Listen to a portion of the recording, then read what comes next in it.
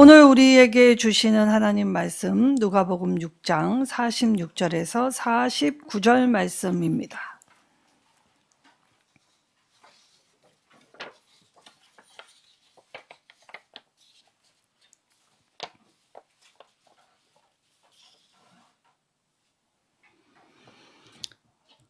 누가복음 6장 46절에서 49절 말씀 제가 하나님 말씀 받들어 봉독하도록 하겠습니다. 너희는 나를 불러 주여 주여 하면서도 어찌하여 나가 말하는 것을 행하지 아니하느냐? 내게 나와 내 말을 듣고 행하는 자마다 누구와 같은 것을 너희에게 보이리라. 집을 짓되 깊이 파고 주추를 반석 위에 놓은 사람과 같으니 큰 물이 나서 탕류가 그 집에 부딪히되 잘 지었기 때문에 능히 요동하지 못하게 하였거니와 듣고 행하지 아니하는 자는 주추 없이 흙 위에 집 지은 사람과 같으니 탕류가 부딪힘에 집이 곧 무너져 파괴됨이 심하니라 하시니라. 아멘. 자, 나아가 듣고 행할 때 오늘 주님의 말씀 집을 짓는 자의 비유를 통하여 오늘 저와 여러분에게 묻고 계십니다. 오늘은 정려주일이지요. 주님이 십자가에 우리의 죄 때문에 대속제물이 되어주시려고 화목제물이 되어주시려고 예루살렘에 입성하십니다. 이때 수많은 사람들이 이 자신의 겉옷을 예수님이 지나가시는 길에 펴고 종려나무 가지를 꺾어서 환호를 하게 되지요. 왜냐하면 자신들을 구원할 이 예수님을 왕으로 영접하였기 때문입니다. 호산나 찬송하리로다.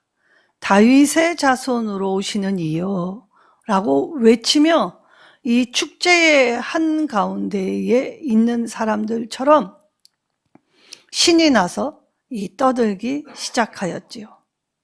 그런데 고작 일주일도 되지 않아 그들의 입에서 뭐라고 하였습니까?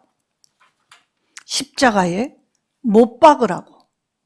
그리고 이 예수님이 아닌 바나바를 놓아달라고 외치던 사람들은 같은 사람들이었습니다. 한순간에 마음이 바뀌었지요. 어처럼 이렇게 마음이 간사한지, 마음이 어쩜 이렇게 뒤바뀔 수 있습니까? 시간이 오래 지나지도 않아서. 왜냐? 내가 바랐던 주님은 이 로마의 압제에 의해서 해방시킬 왕으로 영접하였지만 내 기도를 이루어 주시지 않았기 때문에 내 마음이 바뀌었습니다. 그래서 십자가에 못 박으라고 하였지요. 오늘 예수님이 특별히 누가복음 6장 이 평지설교에서 사복사화를 말씀하실 때에 오늘의 말씀은 결론입니다. 여기에 마태복음에 이 똑같이 병행구절로 이 팔복을 선언하실 때에 나왔던 말씀에도 이 똑같이 집 짓는 자의 비유가 나와 있습니다. 마태복음 7장 21절 그리고 24절에서 7절 27절까지 이 평행구로서 이 집 짓는 자의 비유가 나오지요. 두 건축자에 대한 비유라고도 이야기하고 집과 주추의 비유라고도 말을 합니다. 자, 마태복음에는 이 재료가 다른 곳 위에 집을 짓지요. 반석 위에 집을 지을 거냐, 모래 위에 집을 지을 거냐. 근데 오늘 병행구인데 똑같이 집을 짓는 이 말씀인데 여기에는 같은 땅에 집을 짓습니다. 재료가 다르지 않지요? 단지 집 짓는 기술이 달랐습니다. 땅을 깊이 파서 나오는 반석 위에 지을 것인지 아니면 그냥 그 땅을 깊이 파지 않고 집을 지을 것인지 그렇다면 왜 마태복음과 누가복음은 이처럼 약간 다른 것 같이 느껴질까요? 이것은 유대인들이 집을 짓는 방식과 헬라인들이 집을 짓는 방식이 달랐기 때문입니다. 마태복음은 유대인 중심적으로 말씀을 전하였고, 누가복음은 이방인 중심으로 알아듣기 쉽게 이 말씀을 전하였지만, 말씀이 전하여 주는 뜻은 모두 같지요.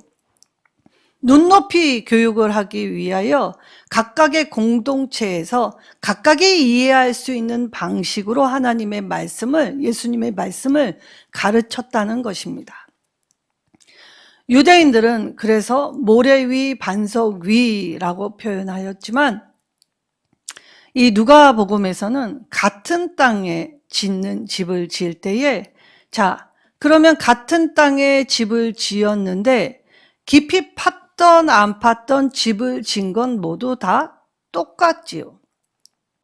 자, 그러면 왜 이 집 짓는 자의 비유가 사복사화나 팔복의 결론이었을까를 살펴볼 때, 예루살렘에 입성하시는 예수님을 환호했던 그들의 모습, 그리고 하나님이 내 마음에 맞게 움직이시지 않을 때 돌변한 그들의 입에서, 구원해달라고 요청한 그 입에서 십자가에 못 박으라고 이 말했던 입은 동일했던 입인 것을 깨달을 때, 저와 여러분도 그러한 모습으로 신앙생활하고 있지는 않은지 돌아보는 시간을 가지려고 합니다. 자, 인간의 삶에서 필수적인 생존 필수 3가지 요소가 있지요. 의식주라고 합니다. 먼저 먹어야 살지요. 그리고 우리는 굉장히 약하지요. 다른 동물들은 겉에 털이 있기 때문에 이 추위나 더위에 맞게 살지만, 인간만이 이 털이 없이 매끄러운 존재이기 때문에 의복을 입어야 합니다. 왜냐? 뜨거운 햇볕에서 이 약한 피부가 상할 수 있지요. 그리고 추운 추위에도 이 피부가 이 추위를 감당할 수 없습니다.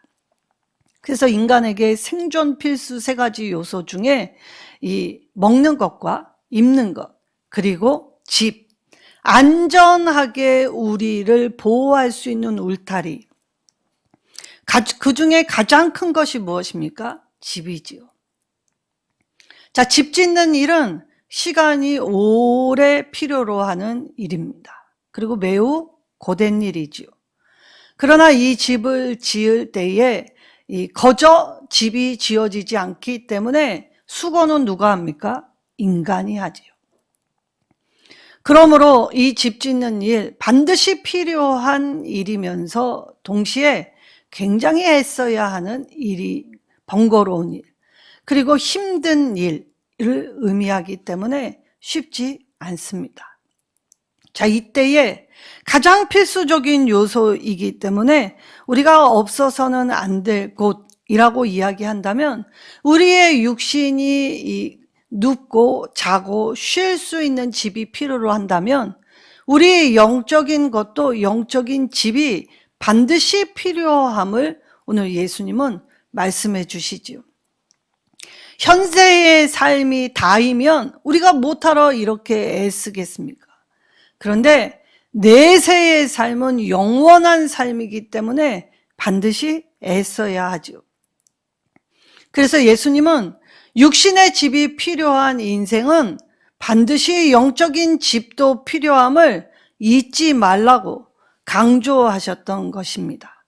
자, 이때 그러면 이 필요에 의해서 우리가 집을 짓는 수고, 그래서 인간은 노력하는 존재가 되어야 하지요. 이때 집을 지을 때에 집에 반드시 간과하지 말아야 할 일은 기초입니다. 자, 기초, 눈으로 보여지는 것은 아니지요. 땅을 파야 했기 때문에 사실 땅을 파든 안 파든 겉으로 보기에는 집은 집일 뿐 뭐에 다르겠습니까? 그리고 오히려 집을 지을 때 겉으로 드러나게 될 때에 좋은 목재, 자재, 어쩌면 화려하게 지은 것에 중점을 둔다면, 겉으로 보이는 것이 전부라면 목재, 그 자재가 더 중요한 일 아닙니까? 그럴듯하고 화려한 것을 보면서 이야, 이것이 참 좋다라고 생각할 때에 우리는 외향, 겉모습에 치중할 수밖에 없습니다. 근데 오늘 주님은 집 지을 때에 가장 간과하지 말아야 할 기본은 바로 주추를 놓는 일이라고 하지요. 땅을 깊이 파고 주추는 기둥 밑에 놓는 큰 돌 따위를 의미하는 것입니다. 왜냐하면 이것이 튼실하지 않게 될 때에 반드시 문제가 될 수 있기 때문이지요. 그래서 기초는 파는 일은 번거롭고 수고로워도 반드시 해야 할 일입니다. 그렇다면 우리의 신앙의 기초는 무엇입니까? 말씀을 듣는 일이죠. 읽는 일입니다. 그리고 말씀을 늘 지키어 행하는 일입니다. 쉽지 않지요. 우리가 몰라서 못합니까? 우리가 알아도 못할 때가 너무 많지 않습니까? 새해가 되면 내가 이렇게 살면 안 되지. 작심하지만 그 작심은 고작 3일이다. 인간의 의지가 그만큼 약하다는 말입니다. 그리고 연말이 되면 늘 후회합니다. 내가 또 그랬구나. 그러면서 시간만 흘려보낼 뿐 좀처럼 우리의 인생이 펴지거나 나아지지 않지요. 오늘 누가는 땅을 깊이 파라고 이야기합니다. 우리가 신앙생활에서 주로 간과하는 것이 무엇입니까? 바로 이 기본을 배우고 익히는 일에 쉽게 간과합니다. 왜냐? 주 예수를 믿으라. 너와 내 집이 구원을 얻으리라 라고 해서 예수님 믿습니다. 그리고 교회에 나오고, 그리고 조금 더 헌신한다면 이 헌금 생활, 그리고 나아가 봉사, 남들이 하지 않은 걸 점점 넓히게 될 때에 우리는 제법 그럴듯한 신앙인인 줄 착각하지요. 그래서 헌금 생활 많이 하고, 그리고 봉사의 영역이 넓어지면 내가 꽤 그럴듯한 신앙인이 되었다 스스로도 착각할 수 있습니다. 근데 주님은 오늘 겉모습에 치중하지 않죠. 주님의 집에는 나무로 된 그릇도 있고, 그리고 질그릇도 있고, 그리고 은그릇, 금그릇, 다 쓰임의 용도에 맞게 하나님이 그 성품과 모양과 이 은사와 달란트를 다 저마다 다르게 주셨습니다. 그럴 때에 우리의 눈으로 볼 때는 금그릇이 굉장히 값지고 귀한 것이라고 얘기하죠. 그렇다고 얘기하면 이 질그릇은 아무것도 아닌 흠이 쓰는 그릇, 그리고 이 보잘것없고, 그리고 우리가 생각할 때 중요하지 않는 그릇이다 라고 착각합니다. 주님은 재료나 재질에 집중하시지 않지요. 그 그릇이 금그릇이든 은그릇이든 질그릇이든 아무 상관없으십니다. 주님이 그 그릇에 집중하고 중요하게 여긴 건 깨끗한 그릇입니다. 아무리 금그릇이라도 똥이 담겨 있으면 병기일 뿐입니다. 병기를 금으로 치장한다고 하여 그 사람의 인격이나 그 사람의 명예가 올라갑니까? 주님은 늘 깨끗한 그릇을 준비한 자를 귀하게 여기시지요. 그래서 재료, 재질 탓할 필요가 없습니다. 내가 부모 더 잘 만났더라면, 내가 더 배웠더라면, 내가 세상 사람보다 더 가졌더라면 난 이렇게 안 살았어 라고 한다는 건 여전히 내가 재료에 집중하고 있다는 것이죠. 그래서 이 땅에 흙수저, 루저라는 잘못된 말이 도는 것입니다. 스스로를 흙수저로 만든 건 사람들이 아닌 자기 자신이었습니다. 왜냐? 흙수저, 루저라고 손가락질 했던 사람들 중에 높이 올라간 사람들이 있지요. 그 높이 올라간 사람들, 자신이 노력하였고 그리고 자기가 집을 지을 때에 주초를 깊이 파는 기본을 간과하지 않았습니다. 그래서 오늘 자기가 했을 때에 영적인 집을 짓는 일에도 인간은 구원을 거저받아서 구원을 헛되게 낭비하며 살지 말라 하시죠. 그래서 그리스도인들 중에 이 중생의 길, 성화의 가정을 주로 간과하는 사람들이 참 많습니다. 그러니 내가 교회를 다닌다, 내가 구원받았다 스스로를 외치지만 구원을 실제 받았는지는 주님의 백보자 심판대 위에 가야만 알 수 있지요. 왜냐? 우리 모두는 활짝 열린 구원의 문 앞에서만 바글바글 와글와글 모여있기 때문입니다. 천성을 가려면 활짝 열린 구원의 문을 열고 구원의 길을 걸어가야 하지요. 근데 그 길이 쉽지 않더란 말입니다. 그래서 예수님은 좁고 협착하여 찾는 이가 거의 없는 길이라고 말씀하시죠. 그러니까 구원의 길은 넓고 쉬운 길이 아니라 좁고 협착한 길이기 때문에 찾는 이가 거의 없는, 그리하여 이 구원하는 예수님이 우리의 죄를 대속해 주시고 이루어 놓으신 구원을 값싼 논리로 치부하는 것입니다. 여러분, 우리가 이단을 이야기할 때 누구누구 하면 대뜸 이단이라고 쉽게들 이야기합니다.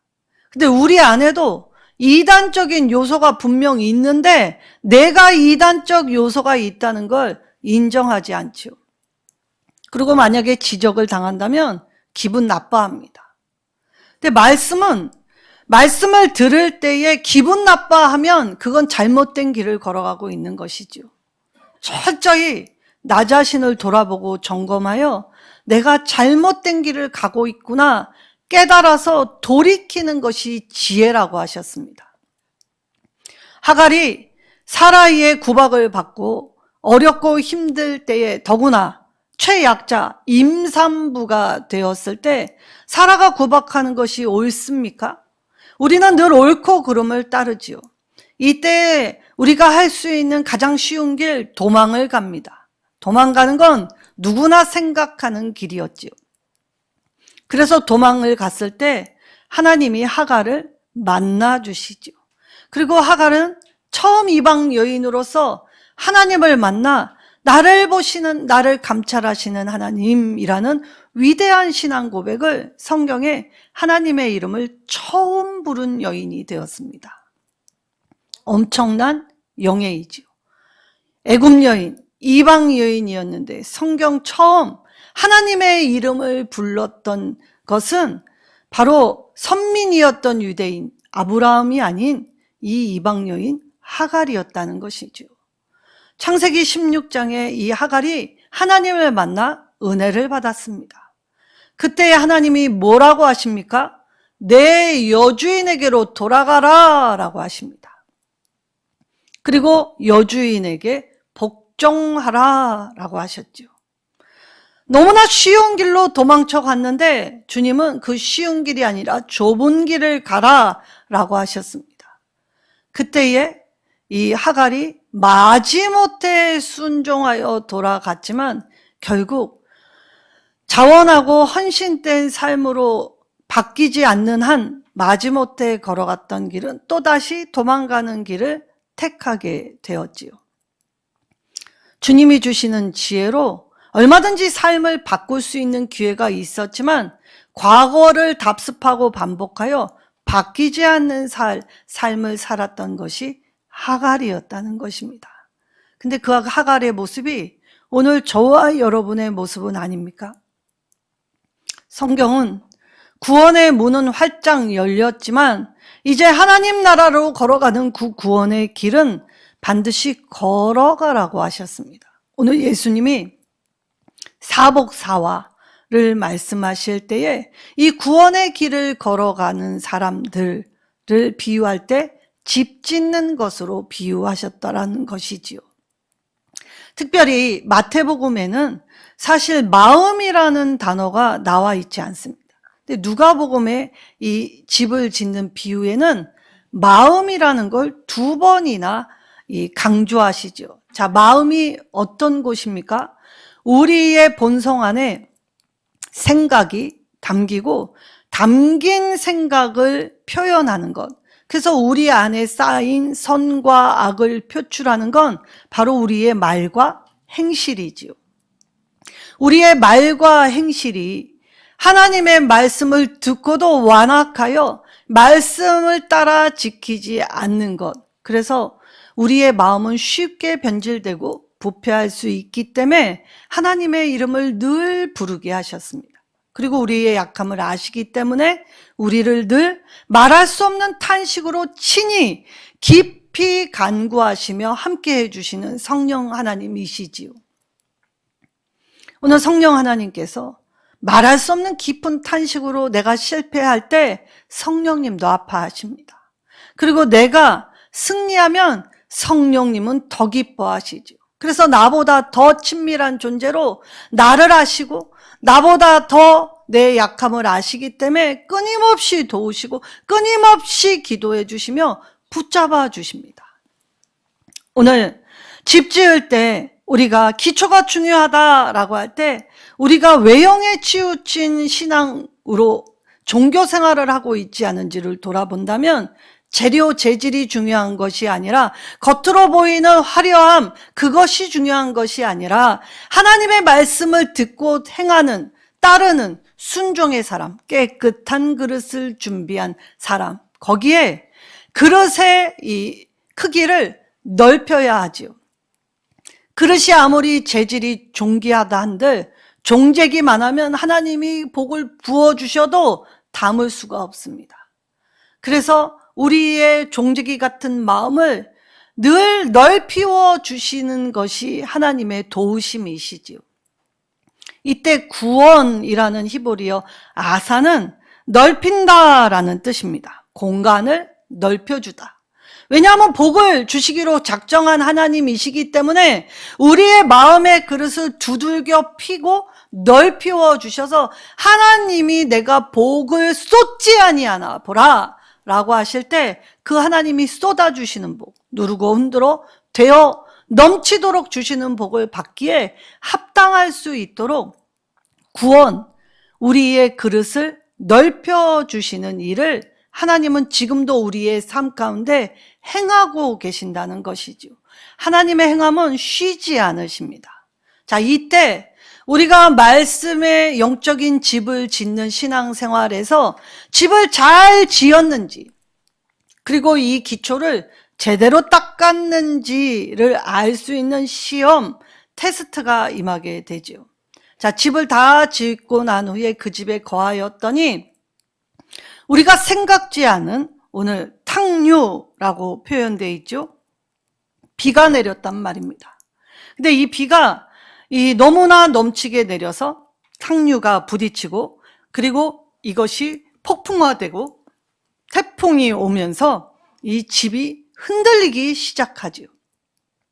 이때의 탕류, 비바람, 태풍과 같은 폭풍우는 무엇을 뜻합니까? 우리가 이 땅에 살 때에 우리가 감당하기 어려운 크고 작은 인생의 시련들, 문제들을 의미하지요.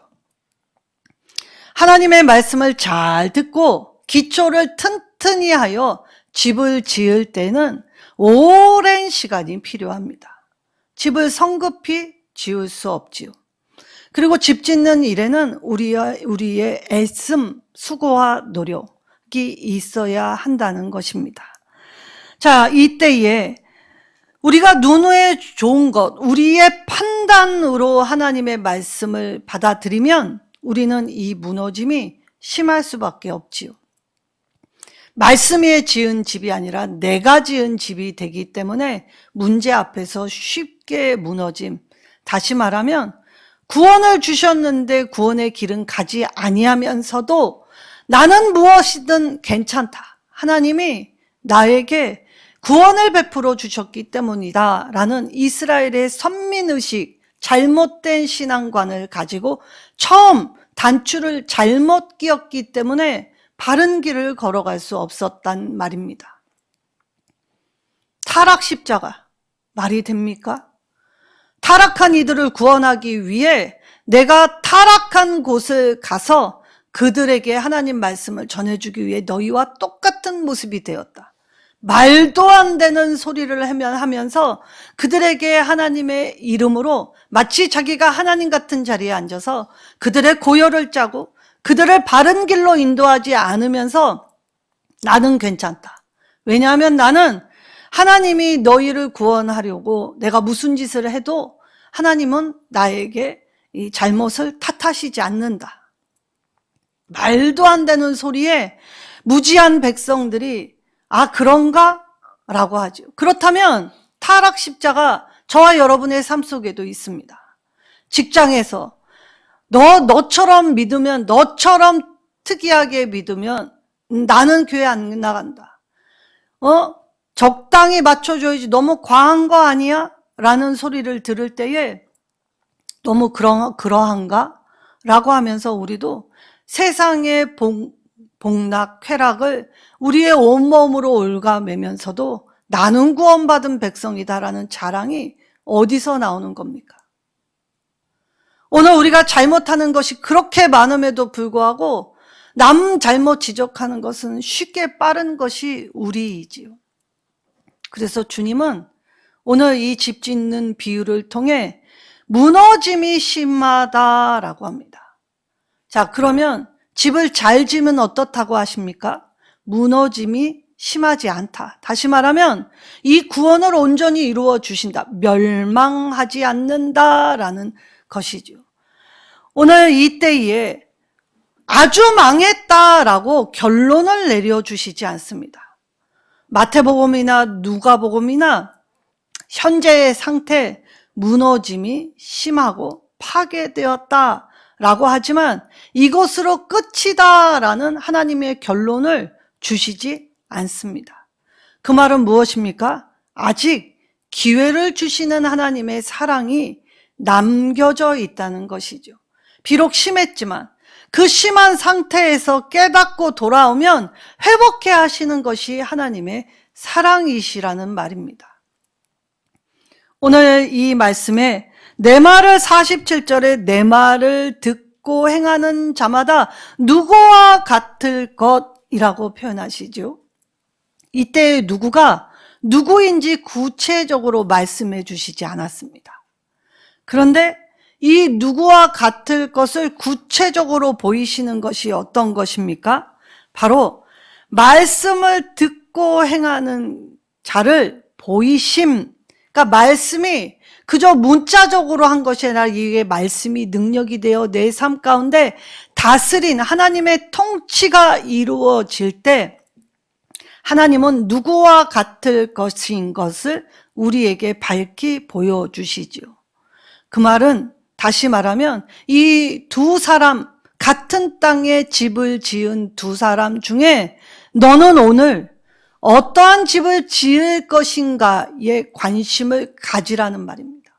네가 지금 짓고 있는 너의 신앙의 집, 우리가 지금 짓고 있는 신앙의 집은 어떤 집입니까? 우리가 짓는 집은 저 하늘나라에서 받게 되는 집입니다. 마태복음 6장 20절에 너희를 위하여 보물을 하늘에 쌓아두라. 거기는 좀이나 동록이 행하지 못하며 도둑이 구멍을 뚫지 못하고 도둑질도 못한다라고 하죠. 그래서 우리가 이 땅에서 짓는 집은 저 하늘나라에서 받게 될 영적인 은혜, 배정받게 될 집이라는 것입니다. 그러면 이 땅에서 우리가 집을 지을 때에 때로는 이 탕류가 나고 그리고 부딪히게 된다라고 할 때 하나님 말씀 지적으로 알지요. 하나님 말씀 듣는 일 열심히 배워야 합니다. 삶에 통해서 고작 예배 가운데 한 번 듣는 말씀으로는 탕류에 휩쓸리지 탕류에 저항할 수 없지요. 그래서 예수님의 지 알아야 합니다. 말씀 항상 읽는 일, 배우는 일, 듣는 일 열심히 해야 하죠. 세상 소리보다 하나님 말씀 듣는 일에 더 많은 시간을 우리가 투자해야 합니다. 그리고 우리가 하나님 말씀 들을 때 마음의 찔림, 감동, 뜨거움, 공감에 지나치면 안 된다는 말입니다. 아하, 그렇구나. 아이고, 내가 그랬구나. 요 정도의 감정으로 하는 것이 아니라는 것이죠. 주님의 눈물, 내 눈물이 되고, 주님의 고통, 내 아픔이 되고, 주님의 슬픔, 내 마음이 되고, 주님의 시선 머무는 곳에 내 시선이 머무는 것. 그래서 우리가 공감 정도로 고작 그 정도로 머무는 것이 아니라 바로 나는 비록 약하나 미련하나 어리석으나 하나님이 주시는 이 구원 십자가의 대속의 은총으로 이제 하나님의 그 은혜를 깨달은다면 오늘 듣고 행하는 자로서 나의 노력을 주님께 드립니다. 나의 애씀을 통하여 애쓰고 수고하고 땀 흘리고, 그러니 누구보다 노력은 배가 되지요. 누구보다 내 것을 내 것이라 하지 않고 나누는 자가 되는 것입니다. 예수님의 십자가, 그것을 바라보지 못하면 내 것을 내 것이지 어떻게 나눌 수 있습니까? 아까워서. 나도 아까운 것 압니다. 나도 좋은 것 알지요. 그러나 이 땅의 것이 어차피 영원한 것이 없음을 깨닫는 자들은 이 땅의 것을 쉬이 포기할 수 있는 건 바로 우리의 결단, 저 하늘나라를 향한 소망이 있기에 결단, 끊어서 내 감정도 끊고 내 암도, 그래서 내 것을 끊고 내 자아를 죽여서 예수님의 것으로 채울 때에 결단, 듣고 행할 수 있는 넓힘의 세계로 나아갈 수 있지요. 그래서 구원은 이 땅을 살지만 하늘의 시각을 가지고 넓혀졌기 때문에 세상 사람들이 전혀 안 하는 방식으로 나아가는 넓힘, 그래서 하늘에 속한 사람이 되었던 것입니다. 하늘에 속해지면 이 구원받은 자로서의 자긍심, 누군가가 없이 살면서 손가락할 때 더 당당해지지요. 나의 없음은 하나님 나라의 부요함이기 때문에. 그리고 이 땅에서의 받는 질고는 하나님 나라에서 받을 영원한 것에 비하면 비교할 것이 아니기 때문에. 그래서 결단, 스스로 포기하는 것입니다. 하나님의 나라에 우리가 이 말씀을 알게 될 때에 수고와 노력, 애씀으로 하나님께 순종의 결단을 하면 내 좁았던 마음이 점점 넓어지지요. 오늘 밉지만 저녁에 하나님의 뜻을 깨달을 때 그래서는 안 되는구나. 그냥 무조건 내가 먼저 손 내밀어 줘야 되는구나. 내 마음을 또 넓히게 됩니다. 사랑은 따져서는 절대 할 수 없는 것이 사랑입니다. 사랑은 이해관계 속에서 주고받는 것이 아니지요. 사랑은 일방적인 것입니다. 그래서 우리가 일방적인 이 하나님의 사랑을 조금이라도 깨달았다면 그 일방적인 하나님의 사랑 앞에 나를 드리는 일에 인색해선 되지 않겠지요. 야고보서 3장의 11절 말씀에 한 샘이 한 입으로 쓴물과 단물을 낼 수 있느냐 물으십니다.